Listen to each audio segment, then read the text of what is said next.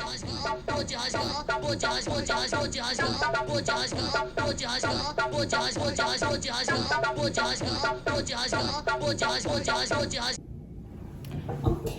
hi everyone, welcome back to my YouTube channel. This is part 2 of why I think, personal bias by the way, disclaimer, you're listening to a random person on the internet telling you what to do, so take everything I say with a grain of salt. If you want to take it, take it. So we're going to talk about why I personally think student loans are a scam, and these are my socials down below if you guys want to go ahead and follow it. But these are some of the reasons why I don't think you should get a loan. First is there's no money much that you're gonna make after graduation, because once you get your 9-to-5 job or secure that job with that company you really want, while you get your paycheck, a good chunk of it is gonna get withdrawn from your bank statement straight to whatever college you have money owed. And so what I see a lot of times is that people are working a good chunk of their lives after college to pay off their student loans, and they don't enjoy their life because they're too busy paying it off. Next is, if you haven't even applied to scholarships or have a work-study job or any job period while you go to school, I don't think your first choice is to get a loan. Segue into the next point. Why are you an 18-year-old trying to sign a 75 student loan? It doesn't make sense. A lot of times I see students, they don't know how to budget yet. They don't know the difference between what a credit or a debit card is. And as though I'm not saying I'm anti-loan, I just don't understand that, right off the bat, right after you graduate high school, you're signing a big loan that's underneath your name. You're signing a contract in which you have to pay it back.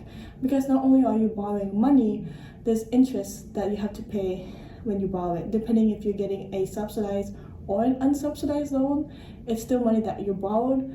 And depending if you get subsidized or unsubsidized, that interest is going to hit right away, or that interest is going to hit 6 months after you graduate college.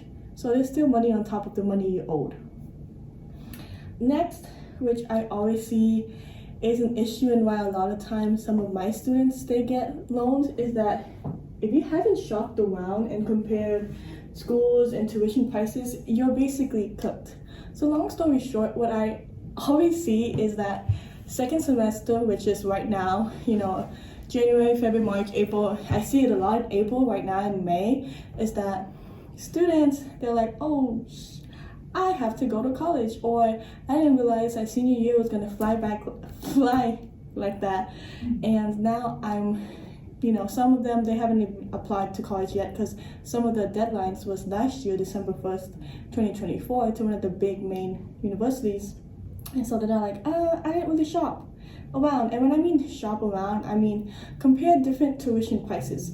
So for example, in the Texas area, there's different colleges out there like Baylor, University of Houston, University of Texas, their sister schools, A&M. They all have different price tags. They all have different tuition prices. And so see what your major that you're interested in and see what is the cost of tuition. Not only that, it's not just the tuition that you have to worry about, it is housing.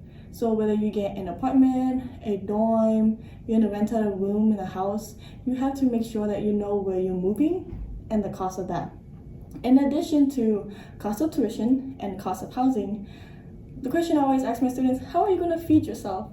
So are you gonna, get a package dorm and tuition housing where you eat in the cafeteria, or you're just gonna buy food out, meal prep, eat canes on the weekend, whatever is your cup of tea. But there's a multitude of different costs of going to college. So once again, that's tuition, housing, eating, and also like personal stuff. Like maybe you wanna go race on the weekends, maybe you wanna go do artsy stuff, you wanna go to a concert, I don't know, you wanna go to pickleball, I don't know, whatever you guys are up to nowadays. Yeah, but anyways, there's a price tag to almost everything. And so if you haven't even done all these steps yet, you shouldn't get a student loan, period. These are the bare minimum steps that you need to do before you even look at a student loan and sign that contract. One thing I always say is that do your research for every step of the way. so that you can make informed decisions. Next, what I see a lot, especially for students who are not financially ready for college, and that's okay, I wasn't either. If you watched my first video, you could see how much I briefly told you how much I struggled with that. But what I see a lot happening, and this is just my observation of teachers or people or friends and family, is that they get a student loan and they borrow money, correct? And then next thing you know, they keep borrowing money for other things like house, and take out a loan to pay for a car, or take out a loan for other things.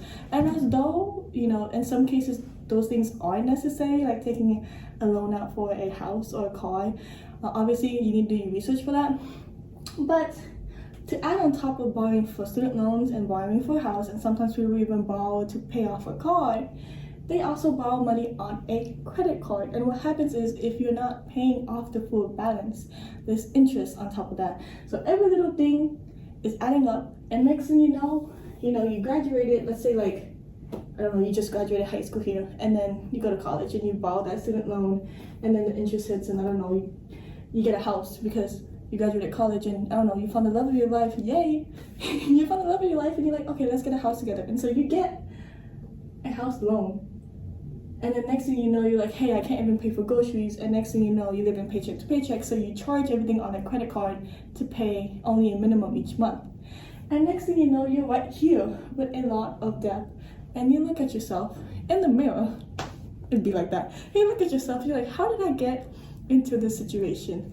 Well, if you want to look back at every single choices you made every single day, and the circumstances that sometimes you can't choose. Life happens, like when your car breaks down, you have to fix that, whether you like it or not. But your everyday choices can make an impact of how much you end up owing, whether that's student loans, cars, or tuition. And so it's just being mindful of, from the get-go. That's why I always tell my students, it's always good to be financially literate, understanding what's the difference between credit card and debit card and student loans, and obviously following all these steps before you do take out a loan, because that is a contract. And my analogy that I always make is that low-key, it's kind of like a loan shark taking out student loans, because if you do not pay your student loans, they'll take it off your paycheck. Let's say you're working and you miss that payment for your student loans, they will just find out where you work. I don't know how they do it. I don't take out loans, but I've heard from a friend where they took it out of her paycheck because she was a teacher. So yeah. I don't know. Next, in part 2, I'll add resources of where you can find to continue it. But overall, I do want to say it is doable to go to college without taking out student loans. I think that should be the last resort. If anything, how I did it was going to community college. Obviously, there are some pros and cons, and I'll put that in the next video of which is better, community college or 4 years. I'll explain more of that. But my path was going to community college and then transferring over to 4-year university and then working, and then I'm now in my master's. And without taking out student loans, I've never taken out student loans before in my whole life, never signed a contract. And I did that by working and also on scholarships. And also a small disclaimer, my parents did help out with me for my master's. I know both of my parents helped out around $2,000 for my master's, but for my associates and for my bachelor's, I out of pocket almost everything. I think like 99% of it. I think when I was in a penny pinch, I did ask my parents for money, so I did want to put this disclaimer out there that yes, I did ask my parents for help, and I know not everyone can do that. And so that's why I'm saying, if you have to take out the loan, take it, but obviously do your research, look at tuition, compare prices, and shop around. Okay, y'all, I forgot to tell you a story time, because this is very prevalent to the video and also not. But I remember this one time I had a teacher. She was an English teacher my junior year in high school, and She was not nice to her first period. She was nice to her seventh period, but she wasn't nice to her first period, and I was in her first period. Anyways, what happened was, I don't know if students got caught cheating or they weren't turning in their homework or they were being disruptive. I still don't remember to this day why she was mad. I just remember that she was mad, and she made this comment which was messed up. She told us that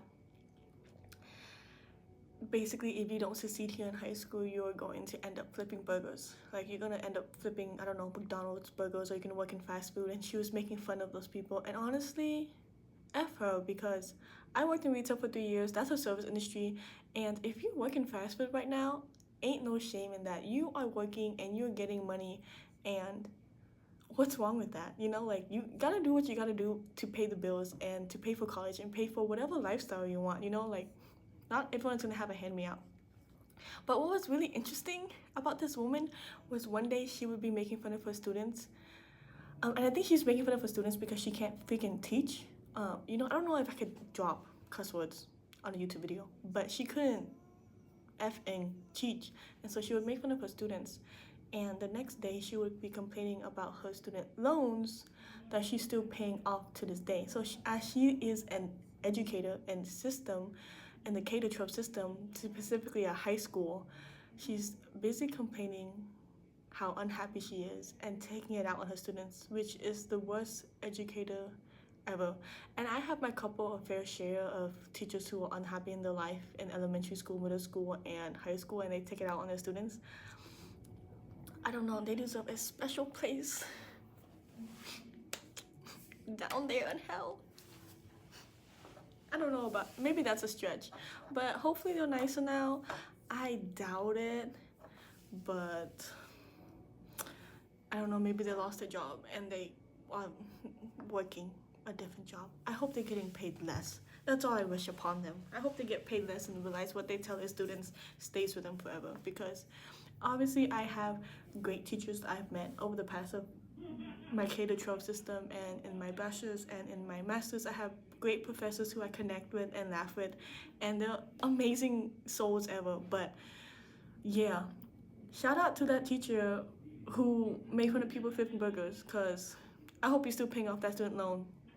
Anyways, that is the end of my story time. I just wanted to share that with y'all, to show you that everyone has their own story of having a bad teacher, and don't let that define you because they're unhappy with their life.